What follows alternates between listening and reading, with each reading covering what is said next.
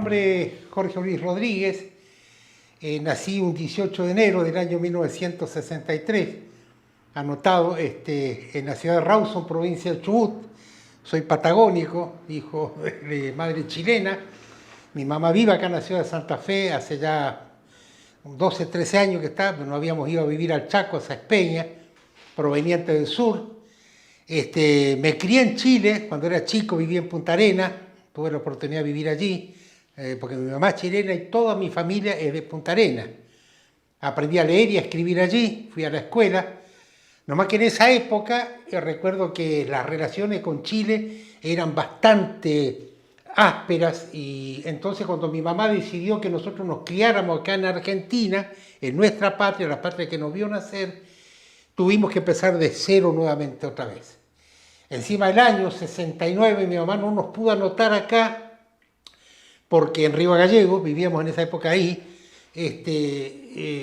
ya no había bancos, ya el curso lectivo ya estaba funcionando, estaba rodando durante ese año, entonces no consiguió banco para nosotros y tuvimos que empezar recién al año siguiente la escuela nuevamente de cero. 2 años estudié en Chile y me valió de nada. O sea, tuve que de nuevo aprender a leer acá, de nuevo otra vez a ver cómo se llamaban los ríos de Argentina, quién fue nuestro libertador, cuándo nació Belgrano, qué creó Belgrano, todas las preguntas básicas que hacen que un alumno de Argentina pueda ir formándose. O sea, de cero otra vez. Tuve que de nuevo empezar otra vez, por así decirlo, desde preescolar. Entonces mi mamá se separó de mi papá era descendiente de españoles, mi abuela nació en España, en Sevilla, vino a la Argentina, y bueno, mi papá era un trotamundo, entonces mi mamá se separó de él y se juntó con un hombre chaqueño de Saespeña, que trabajaba en YPF, me recuerdo, en Yacimientos Petrolíferos Fiscales, y con él decidimos que era hora de volar hacia el norte, y llegamos a la ciudad de San Cristóbal, provincia de Santa Fe, un 24 de enero del 74, donde estuvimos exactamente 5 años, hasta el 24 de enero del año 79, en que decidimos juntar nuestro monito y nos fuimos para Saespeña, provincia del Chaco. Recuerdo que en esa época el servicio militar era obligatorio. No había opción como hoy en día que vos eras voluntariado, no, era obligatorio. Todas las personas nacidas en Argentina, cumpliendo su servicio militar, de los pueblos, de los parajes, me recuerdo que de las ciudades grandes, de lugares inhóspitos en el monte chaqueño, gente que venía, aborígenes que venían del impenetrable, no sabían leer ni escribir, no sabían sentarse en un inodoro o en un retrete, estaban acostumbrados a hacerlo entre los yuyos, entre las plantas. Fue la realidad que yo me tocó vivir en el regimiento, cuando me tocó hacer el servicio militar en la ciudad de Mercedes, provincia de Corrientes, en el regimiento 12 de Infantería. Entonces, en esa época me recuerdo que el servicio militar era obligatorio. Entonces, miles de personas se aglomeraban ahí en el distrito militar de Resistencia, la Liguria. El regimiento en esa época era el regimiento 7 de artillería, que funcionaba ahí en Resistencia, según tengo entendido, que es lo que me recuerdo, ya tantos años. Entonces nos juntábamos muchachos de todas las regiones del Chaco. Y a mí me tocó también estar ahí. Y recuerdo que siempre me quedó grabado eso, que yo lo digo siempre que voy a la escuela, que nos pedían a ver que levantáramos la mano los que sabíamos leer y escribir. Y levantaba un grupito solamente de muchachos que sabían leer y escribir. Yo había terminado mi secundario, me recuerdo. Entonces nos dieron una tarjeta blanca. Los alumnos que habían, o sea, los soldados conscriptos que habían terminado la primaria, los ponchazos, bueno, una tarjeta blanca. A mí me dieron una verde. Por eso me recuerdo el foto que tenemos acá. Y los conscriptos que no sabían leer ni escribir, una tarjeta roja. Yo miraba para ambos lados y recuerdo que parecía la cancha Independiente. Impresionante la cantidad de jóvenes que no sabían leer ni escribir. Nunca tuvieron la oportunidad de ir a una escuela, a un establecimiento educacional. Nunca tuvieron la oportunidad. Trabajaban en los obrajes, en el monte, achando árboles, cosechando, las manos llenas de callo. Me recuerdo que parecía una lija las manos de ellos. Gente trabajadora, que para ir a una escuela tenían que andar kilómetros y kilómetros. Y en esa época, era el impenetrable chaqueño. No había escuelas, la escuela más cercana estaba a 50 kilómetros. Y había que agarrar un carro y empezar a ir por las calles de tierra, que se anegaba muchas veces con la lluvia. Entonces todo eso hacía cuesta arriba a que los jóvenes se pudieran preparar. Entonces la realidad lo vimos ahí en ese día, cuando levantaban la mano, y yo pude ver la realidad de lo que éramos nosotros en esa época, hablando culturalmente. Y realmente a mí me impactó y me llegó eso, que eso mostró nuestro nivel, estaba todo expuesto ahí. Qué grado de... Y eso influye también en el aprendizaje, porque se hace muy difícil poder interpretar un libro, se hace muy difícil poder expresarte. Te enseño algo, por ejemplo, cómo manipular un celular, cómo manejar un arma, cómo desarmar una corredera, de qué está compuesto una pistola, un sistema Cordo C25, qué piezas tiene, qué arma usa, qué tipo de calibre es, qué es ese arma, cuánto pesa, qué es un fusil. Entonces, poder transmitirle este conocimiento a un alumno o en este caso, un soldado que no sabe leer ni escribir, se hace muy engorroso, muy difícil. Entonces, con ese grado limitado de preparación, nos embarcaron una noche, me recuerdo, nos llevaron a la estación de trenes en camiones Unimog. Nos pusieron como Dios nos mandó al mundo, me recuerdo, nos sacaron al playón, donde a mí me tocó hacer en el regimiento 2 Infantería.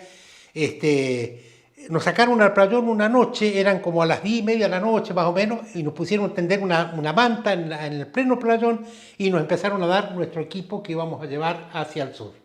No sabíamos todavía que nos destinaban a Malvinas, no sabíamos nada todavía. Entonces yo me recuerdo que yo dije, se armó quilombo con Chile, es lo que se me vino a mí a la cabeza. Se armó un bodronque con Chile, dije yo, otra vez a pelear contra mi vieja, dije yo. Bueno, que se me vino a la mente. Y resulta que no, que nos embarcaron en los camiones Unimog y nos llevaron a la estación de trenes de la ciudad de Mercedes Corrientes. A las 11:30 de la noche salimos. Nos embarcaron y a viajar constantemente con las persianas bajas del tren. Siempre bajas, solamente un poquito abierta para ver qué se movía afuera, nada más. Y con eso viajamos hacia el sur con destino primero a Paraná. A la ciudad de Paraná, donde ahí hicimos un transbordo. Nuevamente a los camiones Unimog con todo nuestro equipo, llevábamos, me recuerdo esa época, una bolsa portaequipo tubular que le faltaba las manijas, algunos tenían, otros no. Entonces todo eso impedía que nos pudiéramos mover y desenvolvernos correctamente. Por eso ustedes muchas veces van a ver una foto de los soldados argentinos que llevan la bolsa arriba, así, van doblados, como que están llevando un saco de papa al hombro. Eso los británicos no hacían así, ellos llevaban un equipo que consistía en una mochila. Entonces les permitía tener sus manos libres. Ahí ya eran superiores a nosotros. En el equipo de ellos, el equipamiento de sus tropas era muy superior a nosotros. Nosotros nos movíamos con esa bolsa vieja, tenía más golpe que rodilla zapatero, me recuerdo. Toda descosida, a algunos le faltaban los hilos, teníamos que cortar nuestros cordones de los borseguí, que llegaban hasta acá arriba, eran de cuero, me recuerdo que lo hacíamos pasar bien hasta la mitad y el cordón que más sobraba, bueno, lo usamos para poder salir del paso, corregir la manija, a algunos le faltaba el fondo, perdíamos el equipo, entonces le hacíamos agujeros con nuestro sable de bayoneta y le hacíamos pasar por ahí el cordón y bueno, podíamos usar esa bolsa portaequipo. Y con eso viajamos hacia el sur hasta Río Colorado, Río Negro, donde paramos en las escuelas, donde nos daban lugar para poder usar para pasar la noche. Y después seguíamos viaje hasta Río Colorado, Río Negro. Y de ahí fuimos en camión Unimog hasta el aeropuerto de Comodoro Rivadavia, donde habían preparado un avión, me recuerdo, a Aerolíneas Argentinas, que le habían sacado todos los asientos y lo habían hecho apto para el transporte de tropas. Entonces ahí nos hicieron subir a nosotros, junto con personal de montaje, topógrafos, grupo de civiles también que iban con nosotros a Malvinas. Y tuvimos un vuelo de 1 hora y media hasta Puerto Argentino. Y ahí llegamos nosotros a la isla Malvinas más o menos a mediados de abril del año 82. ¿Cuántos meses de instrucción llevabas? En esa época yo había alcanzado a tener los 10 días de instrucción en el regimiento, donde me hacían salir de noche, combates nocturnos, reconocer las estrellas, qué era el Puñal del Norte, a dónde me encontraba yo de noche. Nos hacían de alguna manera encender fuego sin fósforo, sin nada. Nos enseñaban de alguna manera andar con la cara llena de barro para poder escapar de noche de los francotiradores. Una instrucción básica más o menos que no fue suficiente. Ustedes, claro, son la clase que menos que tiempo menos tuvo de instrucción, ¿no? tuvo. Nomás que yo tuve la suerte, bueno, de estar de alguna manera en la primer tanda. Entonces tuve toda la instrucción. Los otros soldados que vinieron después que yo, que fueron incorporados en marzo y algunos los primeros días de abril, le daban el fusil y a Malvinas. Tomás que hasta el fusil, la bala sale por acá, ¿eh? Dale, a Malvinas. Carne de cañón. Esa fue la realidad. Que uno no quiera verlo, bueno, eso ya es punta aparte, es otra cosa. Yo cuento la vivencia que yo pude ver y gente que no estaba preparada, porque esa fue la realidad. No estábamos preparados todavía para enfrentar un ejército profesional. El grueso de la tropa argentina éramos conscriptos de 18 años, yo tenía 19 años recién cumplidos. El grueso de la tropa nosotros éramos conscriptos y un cierto porcentaje de personal de cuadro, o sea, de nuestros profesionales. Los británicos era al revés, tenían una edad aproximada de 25 a 30 años, todos profesionales, como si fuera una ristra de chorizo, eran todos iguales, uno al lado del otro, exactamente igual, de 1,80 m, rubios, perfectamente entrenados y equipados. Yo digo lo que yo pude ver en ellos, perfectamente entrenados, hombres ya preparados para el combate. ¿Qué pensaste cuando te dijeron cruzás a Malvinas? ¿Qué se te vino a la cabeza? ¿Alcanzaste a despedirte de alguien de tu familia? No, te cuento, cuando llegamos al aeropuerto, que nos embarcaron en ese avión, recién en la puerta del avión nos hicieron sentar en grupo y ahí dijeron, bueno, un subteniente dijo, bueno, vamos a ir a recuperar nuestra isla Malvinas contra el ejército de estos hijos mil, de su mala madre, bla, bla, bla, y nos subieron al avión. No tuvimos tiempo de pensar mucho. Es como cuando vos salís a bailar y te pones a bailar. Chao. No hay tiempo para pensar, no, esta me voy a rebotar, no, nada. Subí al avión y que sea lo que Dios quiere. Y una vez que llegaron a Malvinas, ¿cómo fueron esos primeros días, esas primeras semanas? ¿Cuál Sí, fue el estuvimos movimiento? primero, llegamos al aeropuerto de Puerto Argentino, que es un aeropuerto que tiene 850 o 900 metros más o menos, y nos pusieron en la cabecera a cuidar el aeropuerto. Me recuerdo que con nuestro sol de bayoneta y nuestra palita de campaña cavábamos unos pequeños pozos y poníamos la bolsa portaequipo paradita. Entonces grupos así de bolsa y empezamos a recorrer la zona, a buscar elementos hostiles. Y esa treta se hizo, ese tipo de camuflaje se hace por ver si hay algún avión volando a gran altura que vea puntitos allá abajo, como simulando tropa. Por eso se hizo ese tipo de camuflaje para poder custodiar el aeropuerto de Puerto Argentino. Después de un día nos llevaron en esos helicópteros Chinook de 2 rotores en grupo de 60 soldados y nos destinaron a Darwin, un vuelo de 20 minutos más o menos a Puerto Darwin. Que ahí se fue el lugar de destino donde que tuvimos nosotros los del regimiento 12 de Infantería. Junto con los del 25 de la ciudad de Sarmiento, provincia de Chubut, defendimos las posiciones de Darwin, Puerto Darwin. ¿Cuál era tu rol dentro del regimiento, de la compañía, Yo sección? era granadero del equipo B, del primer grupo, de la primera sección de la compañía C de los convocados. Esa era mi posición en mi rol dentro del grupo. Éramos un grupo de 7 muchachos, 7, 3, ahora apuntador de FAP, un FAL. Yo manipulaba un FAL, fusil automático liviano. Esa era mi arma con la cual yo utilicé en la batalla de Parada del Alganzo. Tuvimos duros enfrentamientos contra los británicos, tuvimos un saldo de 35 muertos, nosotros los del regimiento 12, y los del 25 ellos tuvieron 12 muertos. Tuvieron 11 primero, que yo junté los cuerpos de ellos, me recuerdo siempre de eso, que los poníamos sobre unos carros, los cuerpos estaban ya congelados, duros, algunos estaban así, le sacaron el fusil y quedaron con las manos así. Duros estaban, los poníamos dentro de los carros, y me recuerdo que después nos llevaron a una especie de campo de concentración que hacían a las afueras, lleno de alambrado, y los soldados británicos todos así apuntándonos constantemente.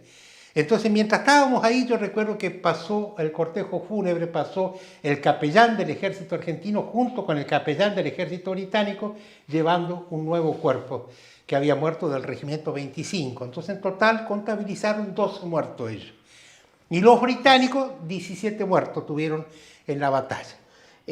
¿Cómo era la zona de Darwin, Pradera de Ganso, y los días previos al combate y los comienzos de los combates? También me imagino que el cañoneo naval fue tremendo, ¿no? Sí, fue terrible. Constantemente, como nosotros estábamos cerquita al aeropuerto, me recuerdo que en cierta oportunidad pasaba un avión rasante de los Harrier, 2 aviones pasaron. Y esos se frenan en el aire un poquito, una fracción de segundo, arrojan las bombas y nuevamente impulsan el avión hacia adelante y prosiguen el vuelo. Y en ese lapso de tiempo bajaron a un avión Harrier y el piloto británico murió en el avión. Y bueno, causó la muerte del señor Peralta, de acá de Matilde. En ese día murió él. Las esquilas lo hicieron pedazos. Bueno, se volteó ese avión, me recuerdo, bueno, y constantemente recibíamos cañonazos de la Fuerza Naval Británica, que ya estaban operando en la zona Malvinas, y nosotros no podíamos hacer nada para defender las posiciones porque nos cañonaban desde el mar, con largo alcance, con esos camiones de marina, con los cañones, esos, brum, escuchábamos constantemente, brum, y uno sabía qué era, brum, y al ratito nosotros escuchábamos, venían las ojivas, caían en torno donde nosotros estábamos, y estábamos a 100 metros del aeropuerto. Entonces éramos el blanco de constantemente nos cañoneaban. Constantemente. Entonces cuando escuchábamos a los pozos esos los tiraban. Y caían a 10 metros las ojivas y hacían un hoyo más o menos de unos 2 metros de diámetro. Y no sabía si nos tocaban, nosotros no. Nos pudimos salvar de alguna manera. Hasta ahora que yo he visto, nunca me enteré de que un soldado haya muerto con los cañoneos. Nunca. Nunca. Con aviones sí, con aviones de combate que tienen bombas sí. Pero los cañoneos estaban destinados solamente para inutilizar el aeropuerto y dejarlos como las calles de Santa Fe llenas de pozos. Perdóneme el que me está viendo porque ¿qué quiere que haga? Digo la verdad. Nuestro combate con relación a Puerto Argentino estuvo en el segundo lugar. Los 2 combates más grandes que tuvo la gesta de Malvinas fue el combate de Puerto Argentino, que es el mayor combate, el más grande de todos, y después el nuestro. Porque nosotros teníamos 700 hombres en Puerto Darwin y Puerto Argentino tenían 2.000 hombres. Por eso es que ellos se quedaron con el combate más grande y nosotros nos quedamos con el combate más largo, porque tuvimos 36 horas de combate. Nosotros en Puerto Darwin tuvimos durísimos combates contra los británicos. Le tirábamos con lo que teníamos. Esa fue una realidad. Yo veía morir a mis compañeros al lado mío, allá, de este lado, y las balas me zumbaban a mí. Y yo disparaba con lo que teníamos. Le dábamos con todo. Pram, pram, y pam, y dar y dar nomás. Y constantemente las balas que de mis compañeros me daban a mí, y entonces me quemaban a mí, entonces yo me arrastraba un poquito más atrás y las balas me daban acá. La vaina que tiraban, porque escupían la bala para los costados, no te piden permiso, te dan y era dar, hasta que lamentablemente el ejército británico era muy numeroso, porque ellos al desembarcar tropas en Bahía San Carlos sin que nadie le oponga nada, empezaban a desembarcar tropas y ellos con los submarinos nucleares nos mantenían alejados de la costa Malvinas. Entonces ellos podían, campo libre, poder desembarcar tropas. Entonces lo que hacían era meterse tierra adentro y empezar a ganar posiciones. No podíamos pararlo. Nosotros luchamos contra un ejército estimado más o menos en 1.000 hombres, 1.000 británicos. Y al día siguiente vino otro contingente más para ayudar a los primeros. En cambio nosotros teníamos 700 soldados y nada más. Y ese era el espíritu que vos decís que reinaba entre tus camaradas, también sosteniendo la posición a cualquier costo. A cualquier costo, hasta que la orden del jefe, bueno, vio de rendirlo porque estábamos teniendo muchas bajas ya. Seguir la batalla era inútil porque primero principal no teníamos apoyo, no teníamos casi munición, ya habíamos escupido todo, no quedaba nada, era muy poco, entonces había que replegarnos. Y ahí fue donde regresamos al pueblo. Estábamos más o menos a unos 1.000 metros del pueblo, calculo yo. Porque una vez nos pasó, teníamos el rancho, que es un carro de combate, un carro así pintado, mimetizado con las ruedas. Ustedes lo habrán visto en los desfiles, que tiene el caño y funciona a leña. Es una cocina de campaña, le dicen la morocha se le llama, por el color oscuro que tiene. Entonces con eso nos daban la comida, cocinaban eso y dejaban el carro cerca del poblado a las afueras. Cosa que si vengan los aviones de combate no vayan a tirar bombas sobre las casas, donde vivía gente que no tenía nada que ver, civiles. Entonces nosotros dejábamos la cocina de campaña aparte de nosotros. Entonces para ir a buscar la comida teníamos que salir 1 hora antes o media hora antes y ir con los cilindros, que era una especie de tubos, de la comida, buscar la comida, el guiso y la sopa. Y en una oportunidad nos pasó que un avión Harrier pasó para bombardear el aeropuerto y nosotros nos tiramos cuerpo a tierra cuando estalló las bombas y perdimos el guiso, perdimos todo, nos abollamos la boya, me recuerdo, tirándonos cuerpo a tierra. Y bueno, entonces para poder recuperar la comida le gateamos a las ovejas. de noche, ¿viste? Cuando se estaba cayendo la noche, sacamos el sable de bayoneta y le gateamos a las ovejas. Era andar en un terreno así escabroso, esquivándola al jefe que no nos vea, y le llegamos al alambrado. Me recuerdo que con el sable de bayoneta le cortábamos los alambres y sacábamos las maderitas que separan los alambres. Vieron que los alambrados tienen unos palitos cortos para mantener la proporción, la distancia entre un alambre y otro. Y con eso hacíamos tarimba que poníamos adentro las fosas de los pozos de zorro para mantener los pies alejados del frío. Nos metíamos adentro, carneábamos alguna abeja, la matábamos y con la lana nos hacíamos esos guardamontes. Y nos picaba todo, las garrapatas, Claro. todo. ¿Cómo, claro, eso te quería preguntar, cómo era estar dentro de un pozo de zorro, con Sí. el agua, con la Sí, en la humedad? llovizna, porque el frío hace mucho frío en el sur, constantemente llovizna, constantemente frío. La persona que estuvo en Malvinas, en el sur, en el ejército, sabe perfectamente lo que es esto. No era tiempo de verano, no se olviden que esto fue en el mes de mayo, junio, cuando el frío arreciaba. Terrible los vientos del sur, el frío, la llovizna constantemente, nos volvía locos. Teníamos que estar constantemente arropados y en movimiento, constantemente, no nos podíamos parar por temor a que más cuando sabíamos que los británicos ya estaban desembarcando tropas, que haya algún francotirador y de noche sea un blanco fácil, por eso nos movíamos constantemente, no dejábamos de movernos. Cuando hacíamos la imaginaria de noche a las 3, 4 de la mañana y nos agachábamos, me recuerdo, para poder ver la figura que se recorta en el horizonte de noche. Cuando la vista se acostumbra a la oscuridad, vos mirás al horizonte y se ve la figura. Entonces, siempre moviéndonos, que no debe ser un blanco fácil.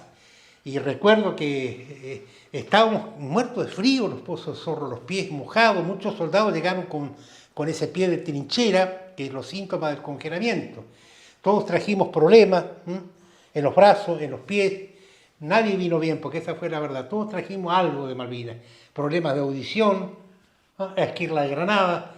Todos trajimos algo. Contanos eso, esquirlas de Granada recién y mostrás la boca. Sí, nos daban con todo. Es la vivencia que tuvimos nosotros en Malvinas. A Dios gracias. ¿Fuiste herido durante los combates? No, herido no, pero sí tuve secuelas.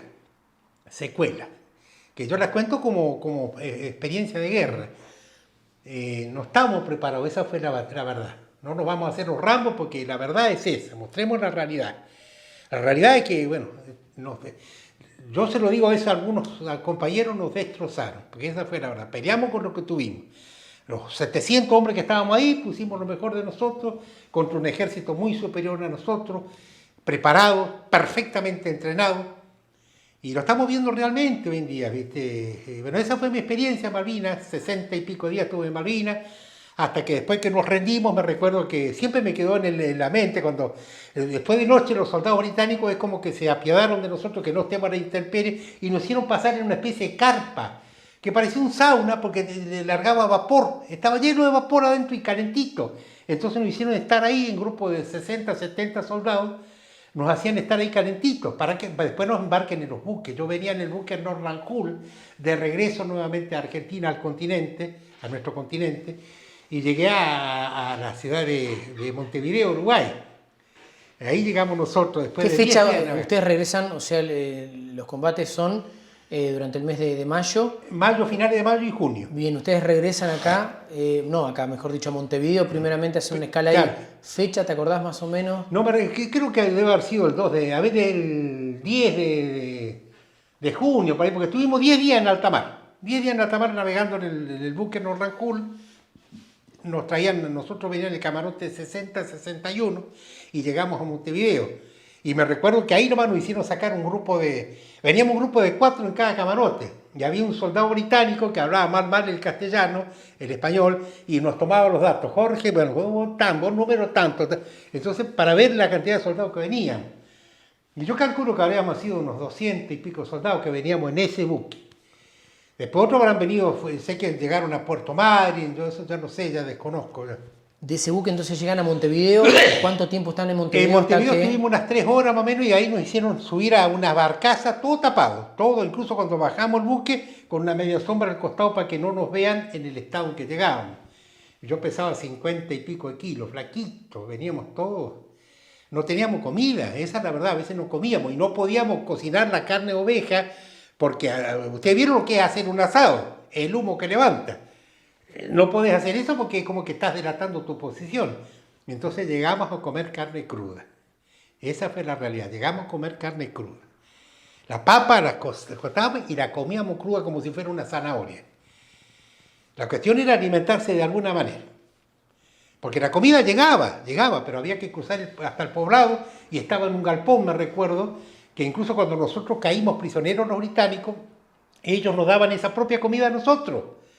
Y después ellos se anotaron el mérito como que nos daban de alimentos, y nos daban la propia comida nuestra. Que llegaba a Malvinas, muchas de las cosas llegaban, nomás que no se distribuía. Me recuerdo que entrábamos por un boquete de arriba, porque las puertas abarrotadas de alimentos. Pasa que no se repartía. Entonces ahí muchas veces las tropas cuando argentinas sacaban de ahí para poder cocinar. Cuando todavía estábamos en Malvinas, los británicos venían recién. Bueno, esa fue mi experiencia. ¿Cómo fue el regreso al cuartel? Y bueno, el regreso al cuartel, me recuerdo, fue que llegamos primero a la antesala al regreso al cuartel. Sí o sí había que pasar por ese proceso, que era salir del barco Norranjul, embarcarnos en la barcaza y llegar a la bahía de Buenos Aires.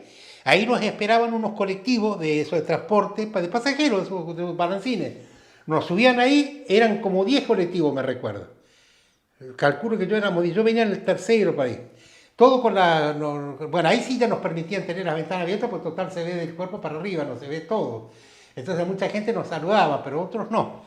Y llegamos a la Escuela Suboficial de Sargento Cabral, donde estuvimos 10 días de recuperación, donde nos obligaban a comer. Teníamos que comer para ganar peso, para ponernos más o menos en condiciones. Ahí fue donde nos reequiparon nuevamente, nos dieron un fusil nuevo. Siempre me recuerdo que nos dieron una cajita de cartón así de tergopol, con un cartón afuera. Lo desarmamos y era un fusil nuevo, 0 kilómetros, todo plegado, perfectamente bien. Y con eso, con todo recién, nos vino un equipo nuevo, bueno, y con eso nos embarcaron en un tren, me recuerdo, y ahí sí, íbamos comiendo galletitas, la pasamos fenomenal. Hasta llegar al regimiento nuevamente. Esa es la realidad. Los estuvieron esperando ustedes cuando llegaron al Sí, regimiento. con la banda de música, muy bien todo. Incluso hicimos un desfile en Buenos Aires con las tropas y después otro desfile acá en el regimiento 2 de Infantería, donde hubo un general con una cara... Pero bueno, y fue la experiencia que tuvimos nosotros. Jorge, ¿cuándo tuviste el primer contacto después de regresar de la guerra con algún familiar tuyo? Y mi mamá no podía creer que había llegado yo. Porque vos no te pudiste despedir. No me pude despedir, nada, porque nos llevaron, nos embarcaron. Después cuando llegamos, golpeé la puerta de mi casa y ella abrió la puerta y se quedó así. Nos abrazamos y bueno. Bienvenido, Jorge. Llegué nuevamente a la... ¿No ya le estaba avisaste? con unos kilos de más, ¿viste? Estaba un poquito, no tan gordo como ahora, pero estaba gordo. ¿No pudiste avisarle previamente? ¿Te apareciste nomás? Me aparecí nomás, porque las cartas, todo estaba... Vivir en una época de facto es para la gente que está viendo este video, si lo va a ver alguna vez, por ojalá sea, la gente que no sabe lo que es eso, era una época donde los militares... Está bien, no hay que ver tan mal a los militares. Yo, por ejemplo, me gustó aprender a cocinarme, a lavar una ropa. Yo extraño el servicio militar, me gusta, porque yo prefiero 1000 veces vestir un uniforme y levantarnos a las 5 de la mañana, a hacer trote, a pararse frente a una bandera con el saludo uno, con el casquete por supuesto, y es lindo, y no estar drogándose en la esquina con los cabellos largos, robando por ahí. Yo veo mejor el servicio militar, extraño eso, y quiero que vuelva. Si la gente, cometieron errores por ahí, bueno, yo también estoy de acuerdo con eso. Pero veamos el lado bueno. Veamos el lado bueno también del servicio militar. Veamos el lado positivo. ¿No era lindo levantarse a las 5 de la mañana? ¿Cuántos jóvenes en vez de estar haciendo el servicio militar están drogándose en la esquina? No sé, yo me gustaría que el servicio militar en ese aspecto vuelva otra vez. Jorge, cuando te dan la baja, ¿volvés al Chaco? Sí, estábamos viendo esa Espeña y un par de años después ya me vine acá a Santa Fe, donde estuve un tiempito acá, después me fui a vivir a Chile, a la República de Chile, después anduve por el norte, por allá también andaba. Y bueno, esas cosas de la vida, como un puñado de bolitas, nos desparramamos y llegamos acá, donde mi hermano primero vino de la mano y nos trajo a todos, y nos quedamos en esta ciudad que hasta ahora en día me aguanta. ¿Qué fue de tu vida después de Malvinas? ¿A qué te dedicaste? ¿Cuáles fueron tus primeros trabajos? Bueno, ¿Cómo sentís socialmente que fuiste recibido después de venir de una guerra? Sí, me ¿Te puse costó a estudiar conseguir trabajo? ingeniería en alimentos, me puse a estudiar ingeniería en alimentos, no terminé el primer año, pero estuve ahí nomás. Me gustaba la química, siempre me gustó la química, la matemática la detesto, pero me gusta la química, siempre fue mi pasión. Pero al llegar acá es como que le perdí el envión, ya dejé, bueno, me crucé de brazos, bueno, ya está, si ya estoy bien, ya estoy gordo, ya tengo mi sueldito todos los meses, tengo mi esposa que es la que me aguanta, y fue mi mejor psicólogo que tuve, y pude superar eso gracias a la familia, y gracias al vínculo que tengo con mi esposa, y me puse a trabajar, me gustaba la altura, por ejemplo, hasta que el tamaño que tengo de mi cuerpo gordo ahora no me deja entrar en la silleta, pero yo me dedicaba a pintar edificios, colgado en la silleta, andaba arriba de los edificios. Me gustaba mucho la altura, tengo miedo a la electricidad, pero la altura me gusta. Me dedicaba a trabajar, a hacer ese tipo de cosas, actividades, pintura. Y también en el centro de veteranos estás muy Sí, activo. sí, de alguna manera nos contiene y el propósito del centro, bueno, se cumple. Por eso decidimos con mi esposa mantener ese jardín que usted ve donde usted ve en el avión, acá en Pedro Vítor y al 4282. El jardín que usted ven lleno de flores lo mantenemos mi esposa y yo. Ya en nuestra casa decidimos que volcar ahí nuestra energía, nuestro tiempo y vamos 2 veces por semana. Y nos gusta tenerlo limpito. Y que por favor no pisen el césped ni tiren agua caliente en el césped. Contemos Eso un es poco, lo que Jorge, para la gente del país que va a ver este reportaje, Sí. que el lugar de ingreso a donde hoy está el centro de veteranos, Sí, hay un ese museo centro. y también, bueno, ahí se preserva parte del patrimonio, que hace referencia a Malvinas. Contanos un poco de Sí. cómo está constituido ese primer espacio antes de ingresar. Sí, ese primer espacio, bueno, llegamos ahí, me recuerdo, un 14 de agosto del año 98, donde era una montaña de mugre, y me recuerdo que siempre con esa mugre juntamos algunos ladrillos y empezamos a hacer un pequeño cimiento y levantamos hasta la mitad. Como veíamos que no había nadie que molestara, bueno, decidimos prolongar un poquito más allá y con el mismo material de este que pegamos, terminamos el otro muro y lo levantamos a más o menos 1 metro. Miramos que nadie y así fuimos ganando espacio hasta que llegó Canco. Y Canco, bueno, nos truncó, de alguna manera decirlo, nos truncó la posibilidad de poder hacer un poquito más grande el espacio. Pero tenemos un lindo salón donde entra casi la cancha de básquet, casi. Un lindo salón, bueno, donde nos agrupa a todos los soldados con una mentalidad de unión, porque estamos todos de marina, ahí vos vas a encontrar gente del portaaviones, del crucero, de los submarinos, que ahora, bueno, murió Mareco, de acá de Rincón, que era el submarino Santa Fe, de Fuerza Aérea, de Armada, nos agrupan los ejércitos, somos 12 muchachos del 12, que éramos del 12, fíjate vos la coincidencia, 12 muchachos del regimiento 12 de Infantería. Nos agrupa ahí en ese centro y todos tenemos esa mente de unión, todos tiramos parejo. Yo soy de la idea de que los muchachos, no porque no hayan pisado la isla Malvinas, no son veteranos de guerra, no, son veteranos de guerra igual que nosotros. Nomás que la labor de ellos la cumplieron dentro de un buque. A un buque uno no le puede poner ruedita para subirlo arriba a la isla Malvinas y ser considerado un veterano de guerra. Eso es una payasada. El veterano de guerra es veterano de guerra, esté en un buque o no esté en un buque. ¿Qué tiene que ver eso? Estamos todos juntos y tenemos juntos un mismo carro y gracias a su unión tenemos un hermoso centro de combatientes que nos contiene, donde contamos nuestras vivencias. Jamás, por ejemplo, a mí se me cruzó la idea de suicidarme, ni loco, no, yo quiero vivir mi vida, a mí me gusta la vida, me gusta mucho. Yo no pienso en suicidarme, no, ni loco, no, nunca se me cruzó esa idea, sería como que tener una mente muy limitada. Como que acaricias tu nariz nomás con tu mente de matarte. Tenés que estar muy mal para eso. Jorge, cuando regresaste de Malvinas, Sí. eras de guardar silencio, querías contar pero no encontrabas el ámbito. ¿Cómo fue esa Sí. posguerra en lo personal a la hora de enfrentarte socialmente, ya sea en un trabajo, en el núcleo familiar, con amistades o con la gente que se enteraba que eras veterano? ¿Vos eras de hablar o preferías contar poco? Y mirá, antes de bailar vos primero tenés miedo de rebotar, pero una vez que estás en el baile es como que te largás a bailar y que sea lo que Dios quiere. Bueno, eso es lo que a mí me pasó. Primero, no te olvides que vivíamos en una época donde hablar de Malvinas era un tabú. Estábamos en una época de desmalvinización, donde los militares eran lo peor de lo peor. La gente odia a los militares hoy en día, pero no sabe ver el lado bueno también, ¿viste? pero odia a los militares, entonces nos metieron todos en una misma bolsa y nosotros éramos conscriptos,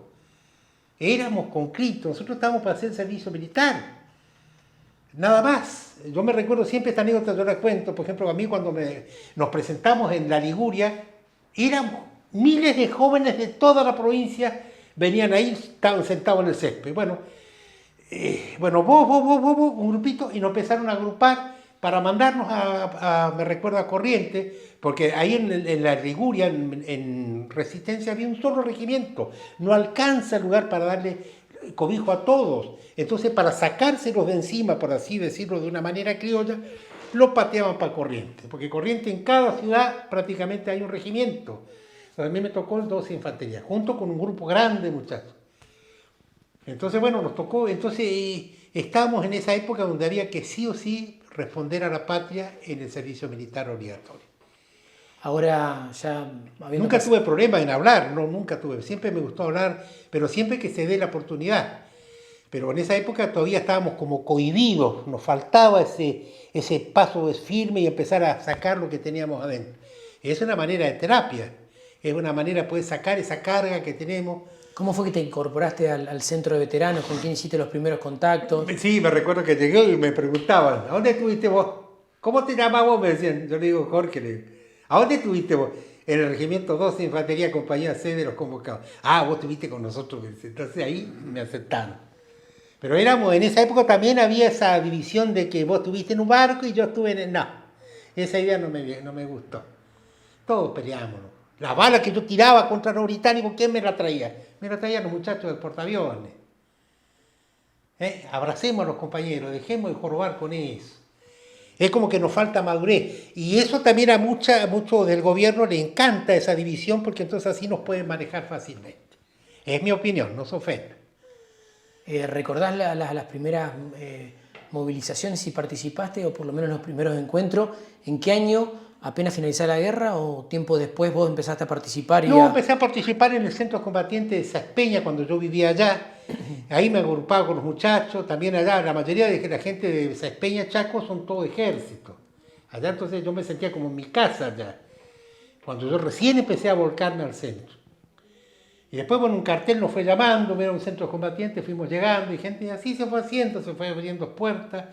Tenemos un presidente que tiene mucha capacidad, Adolfo Scheikofer, que tiene mucho contacto, de alguna manera él puede abrir puertas para que nos hagan conocer nuestras inquietudes, nuestro trabajo, nuestros proyectos, cuáles son las ideas nuestras.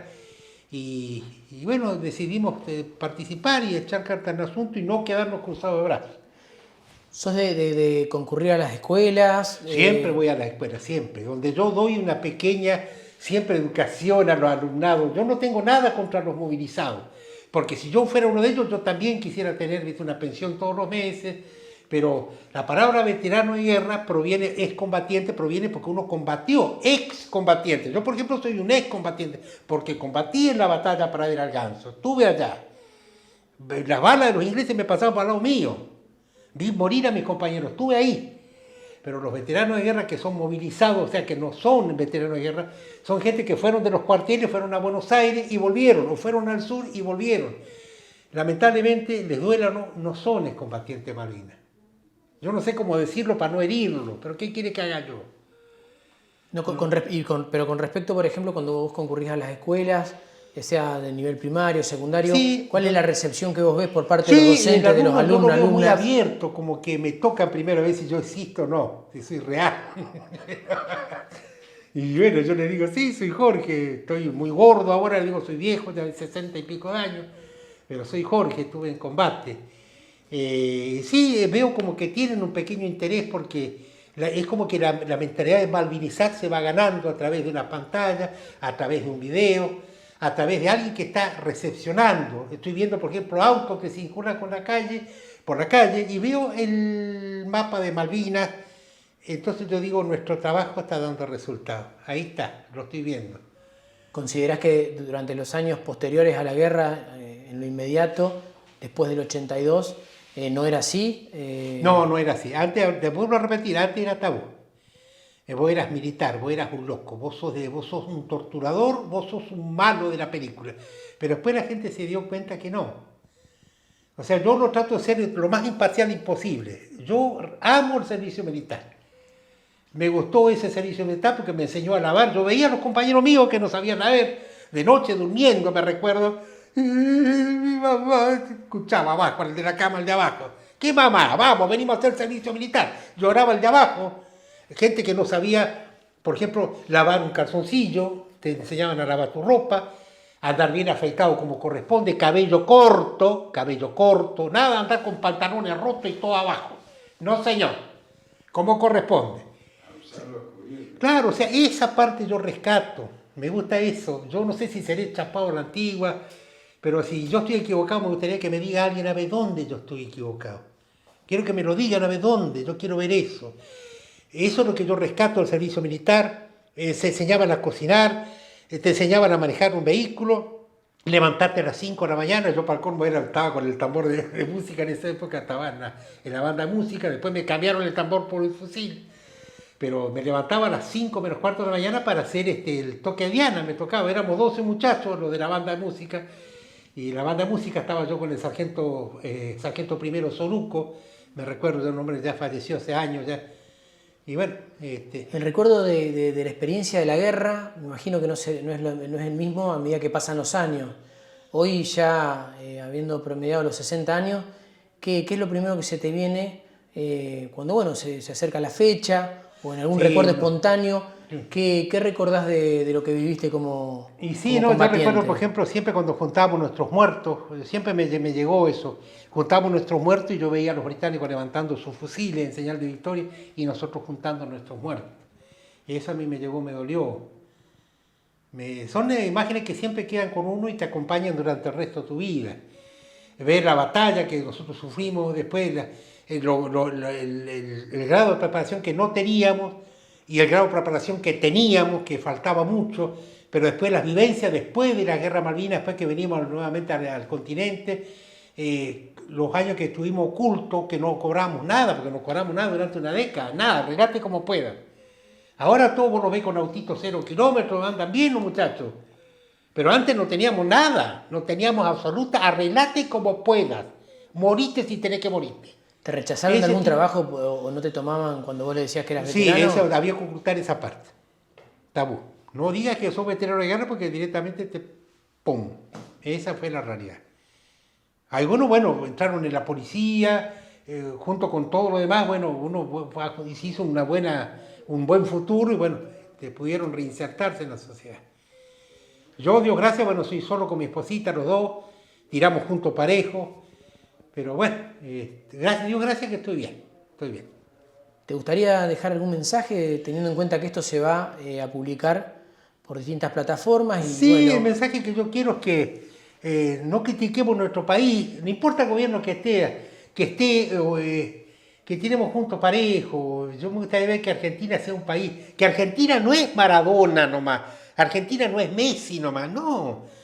Yo tuve la oportunidad de viajar mucho y me recuerdo que tuve la oportunidad de vivir en Salta, donde yo conocí a mi esposa, y viví en el sur, en el extremo sur, y un avión para cruzar desde allá, desde La Quiaca hasta Ushuaia, tarda alrededor de 6 horas para cruzar en la República Argentina un avión, volando 800 kilómetros por hora.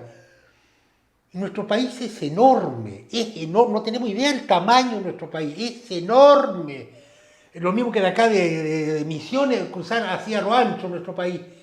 Horas y horas de viaje. Tenemos un país rico donde vos puedes tirar la semilla que se te ocurra y te sale todos los climas, todas las culturas. No tenemos que estar así. Sería ideal que, bueno, que se abran industrias y que Argentina tire para adelante, que los jóvenes más que nada se preparen, que traten de estudiar, aunque sea de noche, aprender a leer, porque nos abre muchas puertas, nos abre nuestra mente, podemos ver, interpretar una lectura, una charla, saber interpretar a ver el texto de un libro, la introducción, el nudo, el desenlace, nos abre las puertas. Perdiste compañeros a metros de tu posición. Sí. ¿Cómo considerás que hay que recordar a los caídos que tuvimos durante la guerra. Bueno, recordarlo, y ¿viste? de qué manera hay que homenajearlos. ¿Cómo sentís que le Sí, rendimos recordar homenaje? todas la fecha patria para mí son algo sagrado, elevar una oración siempre por ellos, porque ¿qué más podemos hacer? Visitar a la familia, en el caso de que estemos cerca. A mí me tocó, por ejemplo, cuando vivo en Zapella Chaco, repartir una Biblia y un rosario a un muchacho que murió a la vuelta de mi casa, Osigus, Carlos Osigus, que cayó en el combate de Pradera al Ganso, junto al lado de mi posición. El muerto, un muchacho de 18 años, iba a cumplir 19. La hermana de él, no, el hermano de él, le faltaba, me recuerdo, un brazo, tenía un brazo ortopédico farmacéutico, y yo le pude dar el rosario. Y pude hablar un cruce de palabras con él, y bueno, pero no lo tengo cerca ahora, pero si no, siempre ir a visitarlo y de alguna manera abrazar a la familia malvinera. Es lo que nosotros queremos que se haga siempre. Por eso es que tenemos ese centro y tratamos siempre de vincularnos, colaborando con las charlas, las escuelas, reeducando a los alumnos, incitándolos a terminar su estudio, porque son muy capaces. Los jóvenes hoy en día tienen una inteligencia terrible. Nomás que les falta ponerlo en curso, nomás nada más. Son muy inteligentes, muy capaces. Nomás que tienen esa etapa de rebelión y que le dan, para cómo, bueno, no tienen tampoco un ejemplo digno para seguir, ¿viste? Mucha corrupción en nuestro país, pero tenemos un país lindo y es hora de despertar nomás. Jorge, ¿algo más que quieras decir? No, excepto que no me pisen el césped y cuidemos nuestro centro, que hay un centro lindo, tenemos un lindo sitio y viva Santa Fe nomás. Eso es todo, muchas gracias. Muchas gracias, Jorge, por tu testimonio. Vale.